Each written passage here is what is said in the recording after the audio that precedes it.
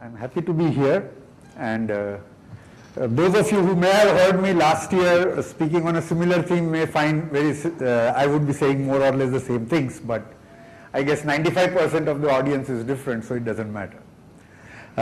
Second, this is one of the risks one runs when you create a slideshow, or this is all pre-frozen, so a lot of it would be repeat of what Jugal has said. So, but that will only reinforce the matter, so no harm in doing that either. So I just call this opportunities for mathematicians in the real world, and so of course when taking up studies in mathematics, students and their parents would like to know what are the prospects for them after their education. Right now this is admission time, and I am getting phone calls from some students and parents sometimes worried as to what would happen to their students. They would say, my son is so insistent on joining your institute, but I am not even sure what will we do after finishing. Can you please tell me? So traditionally it was assumed that mathematics education only prepared a student for being a teacher and nothing else. And perhaps in earlier times, even in times when I made the choice of being in academics, the prospects as seen by the larger world were not all that great. So, but that itself is no longer the case today. I think the job of a teacher in a college or a university or an institute has become much better than, say, what it was when my generation made up the choice. For example, I didn't even think that when I'm choosing a career as being a professor in an institute is what I would look for, that I would ever own a car. It was not even in my imagination that I would own a car. That is what it was, and I was happy with that. So those times have changed. So certainly the salaries have improved and so on for the teaching position itself. Of course salaries in other jobs are higher, but the time that people in academics get at their disposal, say to spend with their family or to pursue a hobby or just relax, all this is it's a matter of envy for those in modern high profile jobs. So I just want to give a reality check to the younger people here that while making up a decision on what to do, the package value is one variable, but life is never single univariate. All decisions are multivariable. You try to go to an extreme on one variable, you will see that you are getting squeezed on the other. Of course, what weight somebody gives to money, to this luxury of having time at their disposal is different, and that's how different people make different choices. There is no universal decision for everyone. But this is something that you should keep in mind. That's all I wanted to say. Okay, of course, here the talk is not about opportunities in academics. You have been here and you can figure that out by talking to other people. This session is about opportunities other than academics. So, just to reinforce what Jugal said, now more than ever, there is a realization among leaders in industry that mathematical techniques can give an industry an edge over the others. And many sectors such as, again repetition, so finance, risk management, insurance, marketing, now actively look for people having expertise in mathematical sciences. So I am deliberately using the term mathematical sciences as opposed to mathematics, just so that it's a broad spectrum term. It includes statistics, it includes OR, it includes at least certain types of computer science pursuit that people at IMSC or at CMI do. So that is what I am calling mathematical sciences. As we saw in Jugal's presentation, many of the job descriptions and the work description had a mix of both. It had a mix of statistics, it had OR, it had computer science. Okay, so so one particular one new area that is being thrown up in is just becoming popular in the last 5 to 10 years. It's either called analytics or also called big data. How many of you have heard this term big data in this group? Okay, so there are some who have heard, though not that many. So so you know, today in almost everything one does, one is generating an electronic footprint. So be it using an ATM, or just using your mobile phone, the mobile phone company keeps a record, what is called a CDR, a call data record. They are not supposed to store what you talk. okay? But they are supposed to store by law which tower did it connect to, which number did you call, and how long did the conversation last. And this data has to be kept with them for 6 months by law. And if you think about it, if somebody can actually dig into this data, the 6 months data of where all you were, at what point, and with whom all you called, okay, whole lot of things can be figured out based on this data. Yes.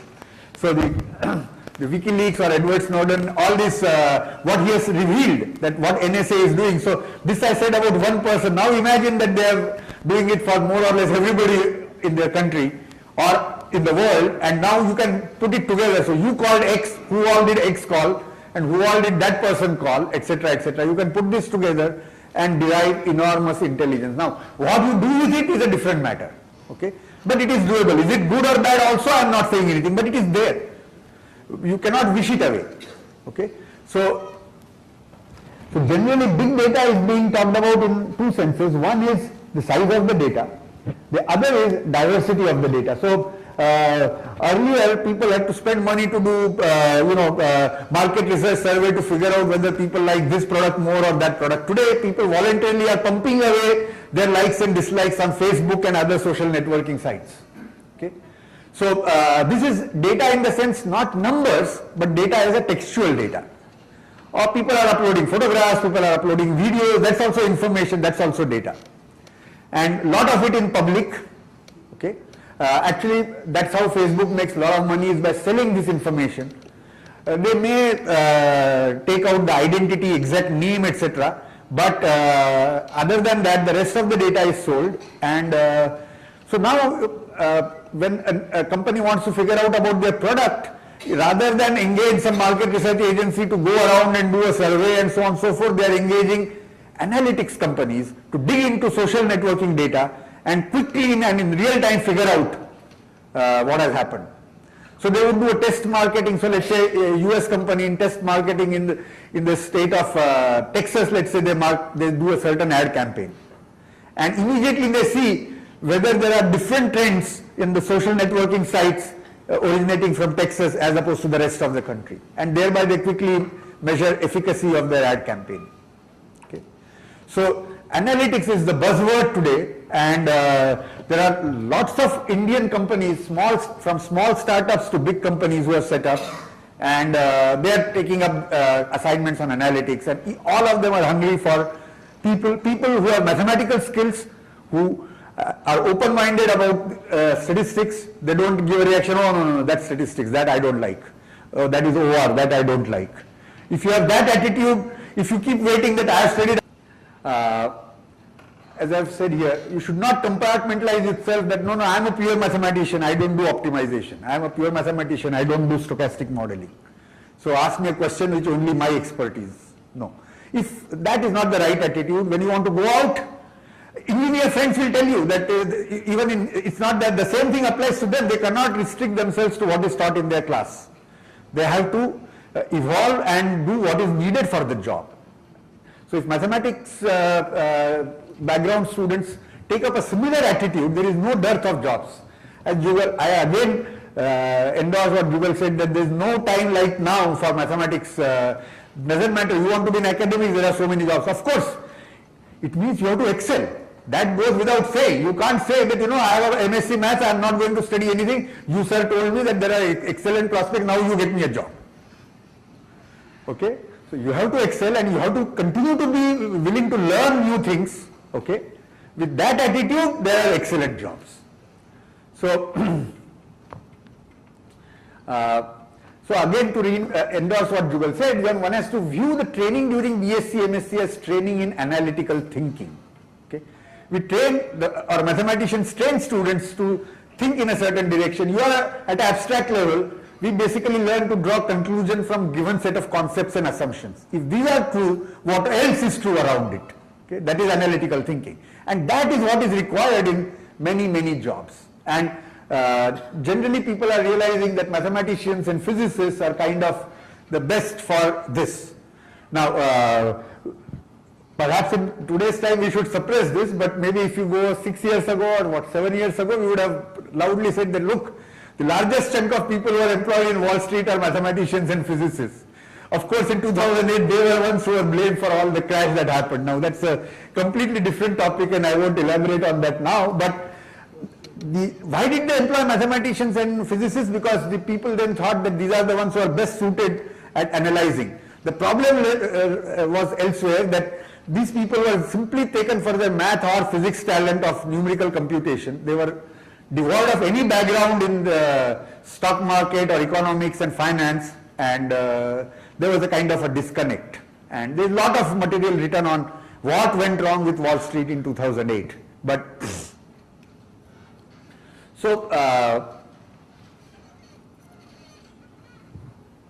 indeed, what is of value to an organization is an end-to-end solution. You need to talk to the end user group who have a vague idea about what mathematician can help.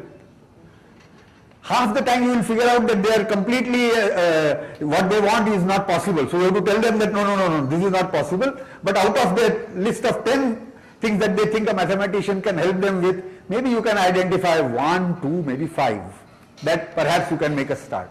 So your job would start there by talking to them and then figure out of that wish list what all you can do, what mathematical techniques may be useful, work out the solution.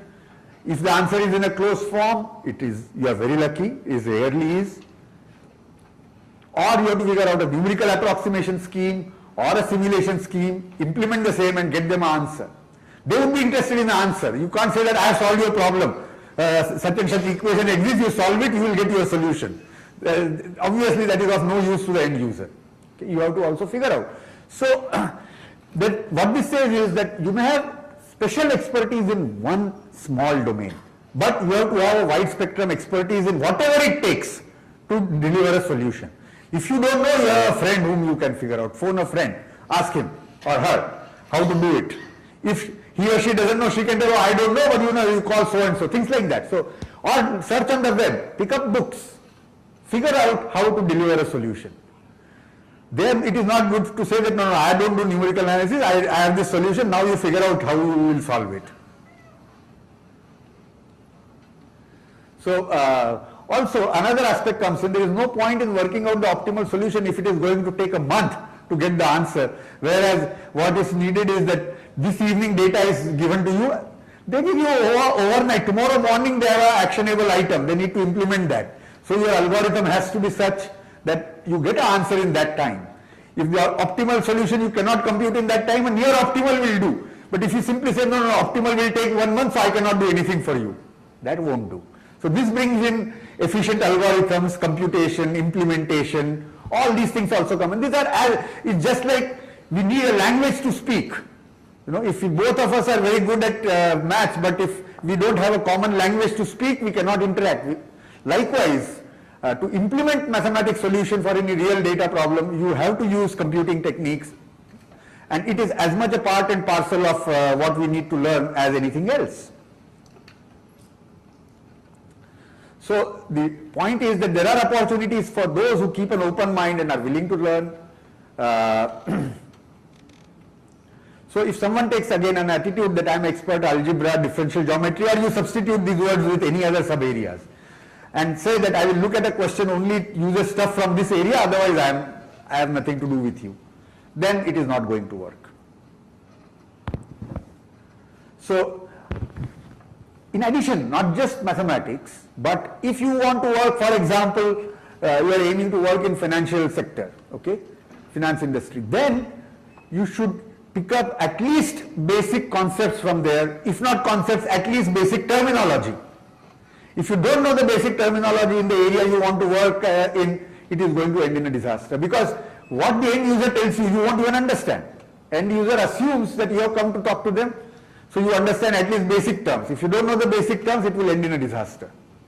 So if you are aiming finance industry, pick up either a book or now on the web, some basic stuff about economics and finance, microeconomics, macroeconomics, basic terminology.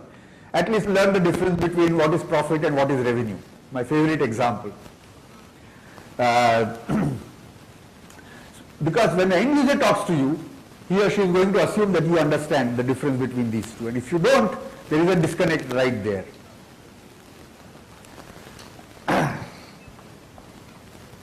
So, once again, in this, statistics is as much part of mathematics as anything else when you want to do real world applications, because most of these things involve statistical ideas and most solution will require writing some basic program.